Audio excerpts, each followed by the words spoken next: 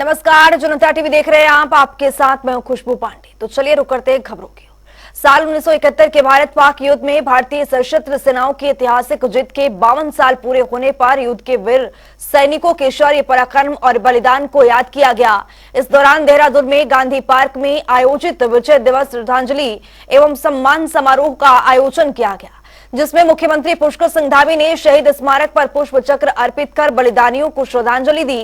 कार्यक्रम में पूर्व सैनिकों के साथ ही वीर नारी वीरता पुरस्कृत और विभिन्न स्कूलों से छात्र छात्राएं शामिल हुए। सांस्कृतिक टीम ने वीरों को नमन और वंदन करते हुए सांस्कृतिक प्रस्तुति दी।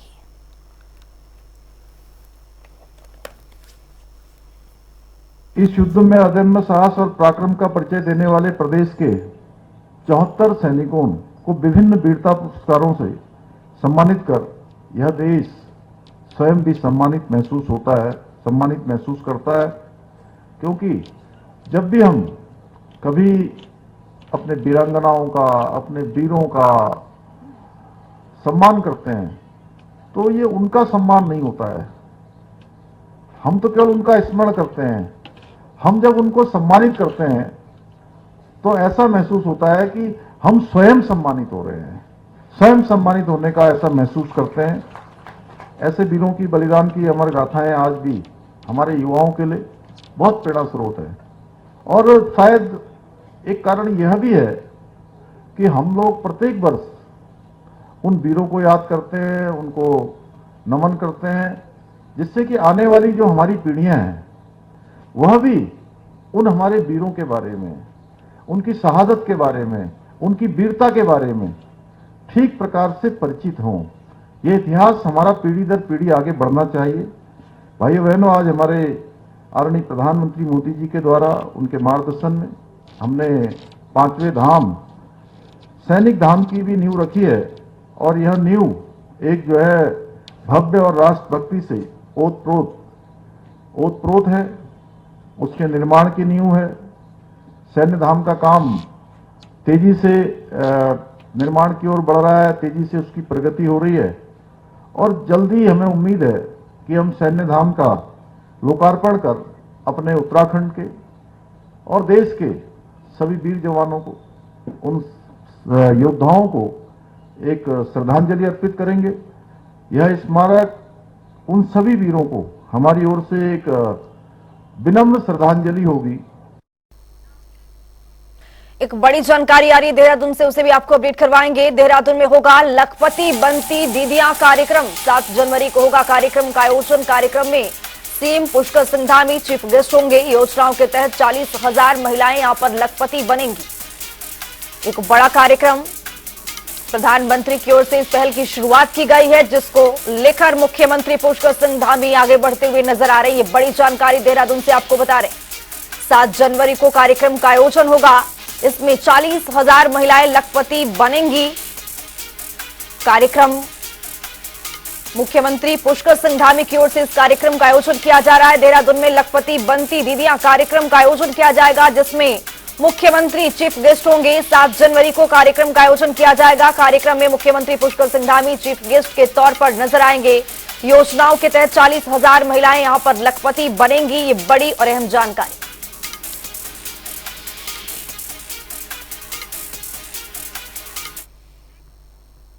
उत्तराखंड में आगामी लोकसभा चुनाव से पहले राज्य में एक बार फिर यूसीसी पर सियासत शुरू हो गई। दरअसल धामी राज्य सरकार ने यूसीसी पारित करने जा रही है। इसके लिए धामी सरकार आगामी जनवरी के अंत तक विधानसभा का विशेष सत्र बुलाने की तैयारी में। हालांकि अभी अंतिम निर्णय नहीं लिया गया है। वहीं कांग्रेस ने यूसीसी के मुद्दे को लेकर धामी सरकार की मंशा पर यहां पर सवाल खड़े किए हैं। महिला कांग्रेस की प्रदेश अध्यक्ष ज्योति रौतेला ने कहा है कि सरकार यूसीसी के मुद्दे पर जनता को भ्रमित करने का काम कर रही है।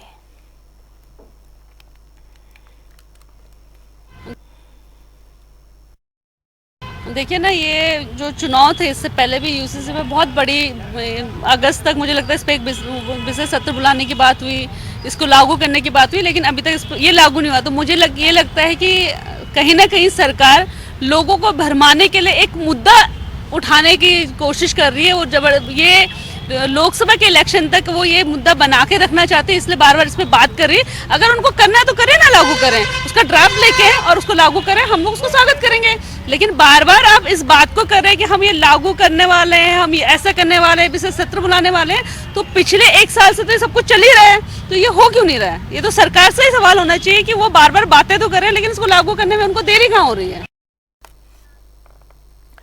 तो एक बार फिर से यूसीसी पर यहां पर सियासत देखने को मिल रहा है। पक्ष विपक्ष आमने सामने है। महिला कांग्रेस ने सरकार पर यहां पर जमकर हमला बोला है। उन्होंने कहा है कि जो सरकार है वो भ्रमित करने की यहां पर यूसीसी के जरिए कोशिश कर रही है। यूसीसी के पक्ष में धामी सरकार एक बार फिर से यहां पर अपनी मंशा को साफ करते हुए यहां पर दिख रही है। आपको बता दें कि सरकार जनता को भ्रमित कर रही है।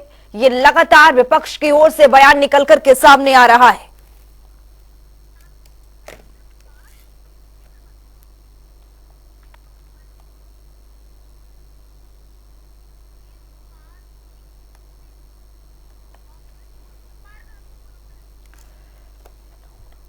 तो हमारे साथ रविंद्र कुमार प्रवक्ता बीजेपी जुड़ चुके हैं, शिषपाल सिंह बिष्ट प्रवक्ता कांग्रेस जुड़ चुके हैं। सर बहुत शुक्रिया आप दोनों का जनता टीवी पर जुड़ने के लिए। धन्यवाद। सर शिषपाल बिष्ट जी आपके पास आते हुए, सर आपके विपक्ष को ऐसा क्यों लग रहा है कि सरकार यूसीसी को लेकर भ्रमित कर रही है? देखिए, भारतीय जनता पार्टी की प्रचंड बहुमत की सरकार को इस प्रदेश में 7 साल हो गए हैं और दूसरी बार इस समय उनका कार्यकाल है और यूसीसी को लेकर लगातार जो है सरकार की ओर से बयानबाजी हो रही है। मुख्यमंत्री लगातार बयानबाजी कर रहे हैं, भाजपा के प्रदेश अध्यक्ष लगातार बयानबाजी कर रहे हैं और विपक्ष केवल एक ही बात कह रहा है कि भाई आपका प्रस्ताव क्या है, आपका जो है मेमोरेंडम क्या है, आप किस चीज में जो है एक रूपता चाहते हैं, किस मामले में आप यूनिफॉर्मिलिटी चाहते हैं, ये जो है सबको पता होना चाहिए। और आज तक जो है ये एजेंडा जो है पब्लिक के सामने नहीं आया। और जो संविधान का अनुच्छेद 44 कहता है कि जब भी SC, ST, OBC, आदिवासी और जनजाति जो है एक मत हो जाए तो आप उस पर आगे बढ़े। देश की लोकसभा को ये बिल लाने का अधिकार है और देश की लोकसभा में जो है इसकी पहल होनी चाहिए। लेकिन राज्यों के भरोसे भाजपा इस वैतरणी को पार करना चाहती है। मेरी समझ में नहीं आ रहा है कि किसी राज्य में अगर ये बिल आ भी जाता है, पास भी हो जाता है, तो उत्तराखंड के बाहर उसकी क्या प्रासंगिकता होगी। और जब भारत की संसद इस बिल को लाएगी तब तो जो है ये राज्य का जो बिल है ये अपना नील एंड व्हाइट हो जाएगा। तो इससे एक्सरसाइज के मायने समझ में नहीं आ रहे हैं। और अगर राजनीतिक बहुलता वाला देश है, उसका सम्मान पूरा देश करता है, तो आप अगर सभी से सलाह मशवरा करके एक रूपता के से आगे बढ़े तो इसमें हरज भी क्या है। जी रविंद्र कुमार जी आपके पास आते हुए, आपकी सरकार को इतनी जल्दी क्यों है यूसीसी लागू करने के लिए? धामी सरकार इतनी तत्पर क्यों है?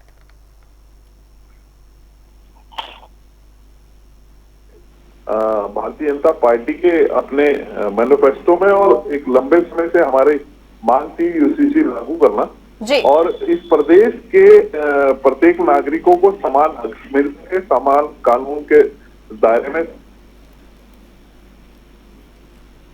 अच्छा और बेहतर हो सके। इस और अगर माननीय धामी जी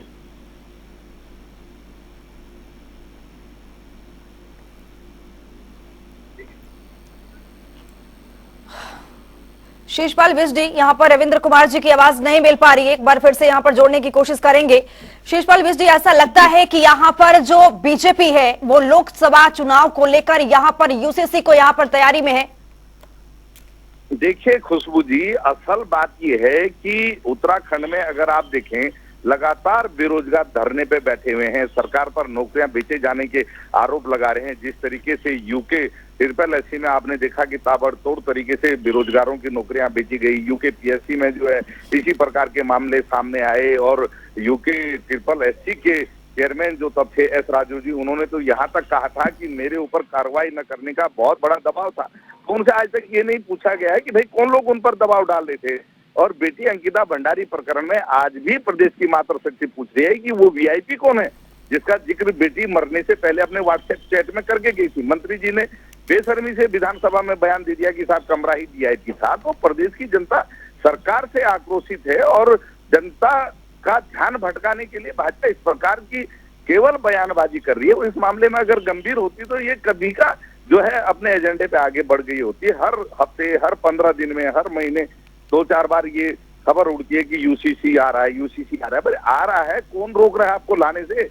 लेकिन उसका मसौदा क्या है ये जानने का हक विपक्ष को भी है, प्रदेश की जनता को भी है, ये नहीं बताएंगे। और आप अगर याद होगा आपको, यूके एसएससी ये जो यूसीसी की चेयरमैन है रंजना देसाई जी, जो सेवानिवृत्त न्यायाधीश हैं, उन्होंने तो यहाँ तक प्रेस कॉन्फ्रेंस कर दी थी पहले कि उन्होंने जो है बिल सौंप दिया है मुख्यमंत्री को। उसके बाद फिर जो है उसकी समय सीमा बढ़ाई जाती है दोबारा से, फिर शिशपाल जी की बातें हो रही हैं। शिशपाल जी, हमारे साथ रविंद्र कुमार जी जुड़ चुके हैं। रविंद्र जी, आवाज मिल पा रही है क्या?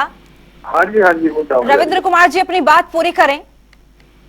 हाँ, देखिए, जिस प्रकार से यूसीसी को लेके कांग्रेस एक तरीके से मुझे नहीं पता कि ऐसा हर बार इनके जब भी कोई देश के अंदर, प्रदेश के अंदर कोई अच्छा काम होता है तो ये इस प्रकार से उसके विरोध में या उसको गलत इंटरप्रिटेशन करके उसको समाज के बीच में ले जाने का काम करते हैं। देखिए, भारतीय जनता पार्टी के शुरू से अपने एजेंडे में था कश्मीर से 370 का खात्मा जी, भगवान राम का दिव्य भव्य मंदिर का निर्माण होना और यूसीसी का लागू होना, समान नागरिक संहिता। दो एजेंडे हमारे पूरे हो चुके। ये यूसीसी हमारे एजेंडे में था, जिसे हमें पूरा करने के लिए हम लगातार, जब से भारतीय जनता पार्टी जनसंघ से लेके भारतीय जनता पार्टी चुनाव मैदान में होती है, हमेशा से ये बात कहती है। और देखिए, हमेशा से इस ओर चाहे 370 था, इसको लेके जिस प्रकार से भारतीय जनता पार्टी का मजाक कांग्रेस उड़ाते थे, अन्य दल उड़ाते थे, ऐसी राम मंदिर को लेके ये हमारा मजाक उड़ाते थे, मंदिर वहीं बनाएंगे, तारीख नहीं बताएंगे। आप सबको पता है 22 जनवरी को तारीख का। ऐसी ही यूसीसी हमने कहा था कि इसी प्रकार से हमारा फिर मजाक उड़ा रहे हैं। यूसीसी लागू होगी और प्रत्येक नागरिक का अधिकार है, चाहे प्रदेश का हो चाहे देश का हो। अगर माननीय धामी जी इस प्रदेश के प्रत्येक नागरिक को उसके जीवन स्तर को अच्छा करने के लिए, बेहतर करने के लिए, समान कानून के लिए, उसके हक को देने के लिए अगर किसी प्रकार के कानून को लेकर आना चाहते हैं तो मुझे नहीं लगता कि कांग्रेस या अन्य दल का किसी प्रकार की परेशानी होनी चाहिए। देखिए, इस प्रदेश की लोगों की बेहतरी के लिए जिस प्रकार से एक लंबे समय से रंजना देसाई जी सेवानिवृत्त न्यायाधीश है, उनके उसमें जो है इसकी ड्राफ्टिंग के लिए उन्हें कहा गया था, लगातार लोगों से, अन्य दलों से, समाज से आपत्तियां भी, सुझाव भी समय समय पे दी। ठीक है शिशपाल बिष्ट जी, समय की यहाँ पर बेहद कमी, एक छोटा सा प्रतिक्रिया। देखिए, भारतीय जनता पार्टी बार बार ये कह रही है कि साहब कांग्रेस पार्टी जो है इनको बिल लाने से रोक रही है। भाई कांग्रेस पार्टी क्यों रोक रही है? हम तो यही कह रहे हैं कि आप अपना मसौदा जो है हमें भी दीजिए भाई, हम भी अपने सुझाव देंगे। और अगर ये इतने गंभीर होते तो 10 साल से केंद्र में इनकी सरकार है, 7 साल से राज्य में प्रचंड बहुमत की सरकार है, अब तक तो कोई गंभीरता इनकी दिखाई नहीं दी, बयानबाजी से आगे बढ़ करके। और राम मंदिर का श्रेय ले रहे हैं, जो माने सुप्रीम कोर्ट के निर्देश के बाद बन रहा है। सुप्रीम कोर्ट पर इस देश की आस्था है और उसका श्रेय भी जो है, कोर्ट के फैसले का श्रेय भी जो है भाजपा खुद लेना चाहती है। तो जनता सब कुछ देख और समझ रही है, क्योंकि ये ध्रुवीकरण की राजनीति के सारे ही जिंदा रह सकते हैं और उसी एजेंडे पर बार बार आ जाते हैं, जो कि जनता क्योंकि लगातार सवाल खड़े कर दिए कि भाई घर घर में बेरोजगारी क्यों है, आज महंगाई इतनी है कि लोग 2 जून की रोटी नहीं जुटा पा रहे हैं, देश की अर्थव्यवस्था रसातल में क्यों जा रही है, जो है रुपया जो है डॉलर के मुकाबले क्यों हाप रहा है, जो है चाइना जो है लगातार लाल आंखें दिखा रहा है तो उसको 56 इंच का सीमा क्यों नहीं दिखाया जा रहा है, अडानी के जो है 20,000 करोड़ रुपए इस बार की नेट 70,000 से ऊपर तोड़ रहा है। दुनिया की सबसे बड़ी अर्थव्यवस्था भारत हो गया और रुपये डॉलर के मुकाबले रुपया लगातार मजबूत हो रहा है। रविंद्र कुमार जी आपके पास मैं आती हूँ, रविंद्र कुमार जी मैं आपके पास आती हूँ, एक बार सुन लीजिए। किसी भी तरह से पारित करा लेते हैं, ठीक है। अगर विपक्ष ने विरोध किया हो तो तब आप बताएं ना भाई। ठीक है सर, रविंद्र कुमार जी छोटा सा प्रतिक्रिया सर। देखिए, जिसे लगातार जब भी ये इस तरीके के विरोध में आते हैं और भारतीय जनता पार्टी कड़े रूप से इन्हें जवाब देती है, ये दूसरे मुद्दों पे चले जाते हैं। देखिए, आज दुनिया की सबसे बड़ी 5वीं बड़ी अर्थव्यवस्था है, ये इन्हें नहीं मालूम। आज 70,000 के ऊपर से सेंसेक्स इंडेक्स हमारा ऊपर चला गया, एक रिकॉर्ड तोड़, लगातार 7% की जीडीपी के साथ भारत ग्रोथ कर रहा है।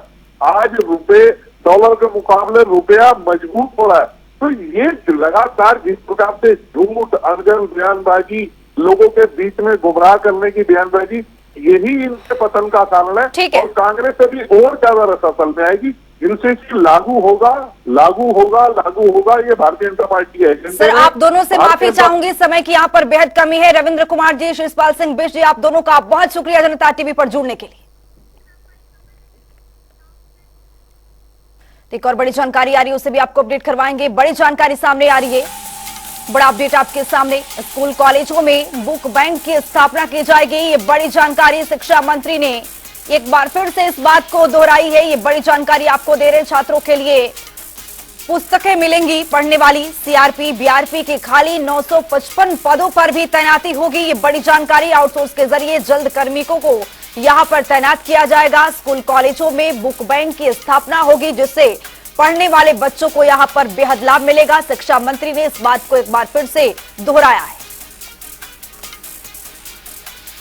सीआरपी बीआरपी के खाली 955 पदों पर तैनाती होगी। आउटसोर्स के जरिए जल्द कार्मिकों की यहां पर तैनाती की जाएगी, ये बड़ी जानकारी आपको दे रहे। स्कूल कॉलेजों में बुक बैंक की स्थापना, और इस स्थापना से लोगों में लाभ, बच्चों को लाभ पहुंचेगा। शिक्षा मंत्री ने इस बात को एक बार फिर से दोहराया है। छात्रों के लिए पढ़ाई की पुस्तकें भी यहां पर मिलेंगी। सीआरपी बीआरपी की खाली 955 पदों पर तैनाती होगी।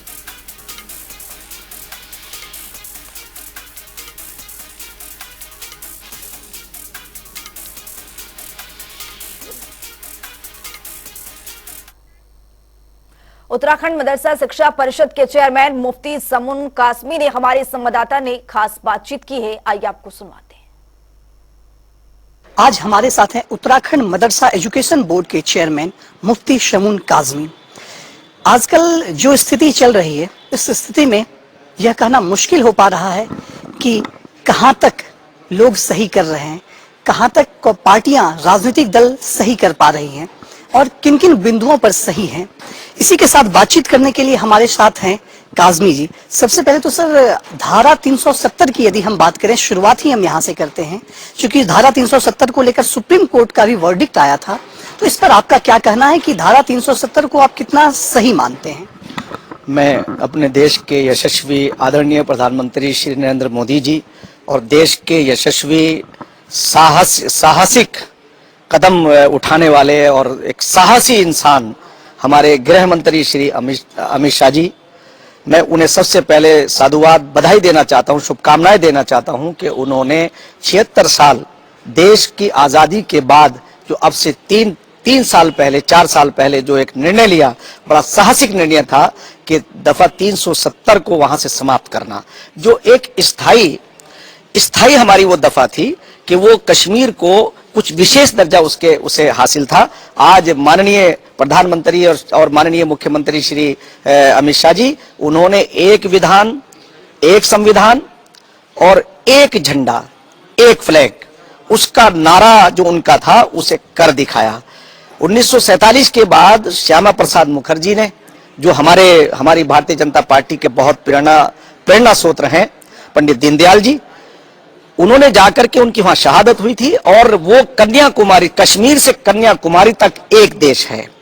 उन्होंने ये साहसिक निर्णय लिया और उस दफा 370 को खत्म करके कश्मीरी मुसलमानों को, खासतौर से यूथ को, जिन्हें मुख्य धारा से काटा गया था, उन्हें आज मुख्य धारा में लाने का जो प्रयास हुआ है वो बहुत सराहनीय है। मैं शुभकामनाएं देता हूं अपने आदरणीय प्रधानमंत्री श्री नरेंद्र मोदी जी और आदरणीय गृह मंत्री श्री अमित शाह जी को, और साधुवाद और बधाई हमारे देश की न्यायपालिका को कि न्यायपालिका ने जो निर्णय लिया और सरकार के इस निर्णय को सराहा और उसके ऊपर मोहर लगाई कि यह सरकार का अधिकार था। राष्ट्रपति महोदया ने, राष्ट्रपति जी ने, ये बिल्कुल उन्हें अधिकार था। उन्होंने ये कह करके पूरे विश्व के अंदर अपनी न्यायपालिका की निष्पक्षता को और निर्भीकता को साबित किया। साधुवाद के पात्र हैं हमारे chief justice of India Chandrachud ji. मैं उसके बाद एक बात कहना चाहता हूं कि मैं पाकिस्तान की उन लोगों को जो ना वो मर्यादित हैं, ना वो लोकतांत्रिक हैं, उन लोगों से कहना चाहता हूं कि तुमने अपने यहां अकलियतों को, जो वहां हमारे हिंदू भाई रहते हैं, ईसाई भाई रहते हैं, सिख भाई रहते हैं, तुमने उनकी बिल्कुल देखभाल नहीं की, उनके साथ न्याय नहीं किया। और आज तुम कश्मीर की बात करते हो, दफा 370 के ऊपर तुम वहां निंदा करते हो। मैं उनकी निंदा करना चाहता हूं। पाकिस्तान को मैं सचेत भी करना चाहता हूं कि आप अमर्यादित हैं, आप अपने धर्म का पालन भी नहीं करते, मैं कंडम करता हूं। और साथ ही साथ मैं अदर्स जो मुस्लिम देश हैं उनसे कहना चाहता हूं कि भारत के अंदर हम अकलियत नहीं बल्कि बराबरी के अधिकार के साथ रहते हैं, हमारे बराबर के अधिकार हैं। आपको पहले भारत की भारतीयता को समझिए। हमारे प्रधानमंत्री ने G20 के मौके पर कहा था वसुधैव कुटुंबकम। अभी उत्तराखंड में हमारे यशस्वी मुख्यमंत्री श्री पुष्कर सिंह धामी जी ने उन्होंने 41 जो मजदूर टनल के अंदर फंस गए थे, पूरी ताकत लगाई। पूरी ताकत लगाने के बाद आदरणीय प्रधानमंत्री श्री नरेंद्र मोदी जी ने उन्हें पीछे से प्रोत्साहित किया और हमने 41 मजदूरों को निकाला। G20 के मौके पर आदरणीय प्रधानमंत्री जी ने कहा था वसुधैव कुटुंबकम और कहा था सबका साथ, सबका विकास, सबका विश्वास। अगर ये नारा विश्व को इसका अनुसरण करना चाहिए, अगर दुनिया के अंदर पीस और एकता लानी है तो उसका उदाहरण ये उत्तराखंड की भूमि देवभूमि है कि यहाँ के मुख्यमंत्री और हमारे प्रधानमंत्री ने उन 41 परिवारों को जिंदगी दी। और जबकि दुनिया जंग में गई हुई है, बूढ़ों को मार रहे हैं, बच्चों को मार रहे हैं, इजराइल की और फलस्तीन की आप लड़ाई देख लीजिए, इसी तरह से यूक्रेन की और रशिया की आप लड़ाई देख लीजिए। तो इसलिए मैं कहना चाहता हूं कि क्योंकि हम अहिंसक देश हैं, हम अहिंसा के पुजारी हैं और हम पूरे विश्व को एक अहिंसा का संदेश महात्मा गांधी जी ने दिया था, आज हमारे प्रधानमंत्री श्री नरेंद्र मोदी जी ने दिया कि सारे विश्व से कहा कि सबका साथ, सबका विकास, सबके विश्वास पर, और उसे हमने अमली जामा पहनाया।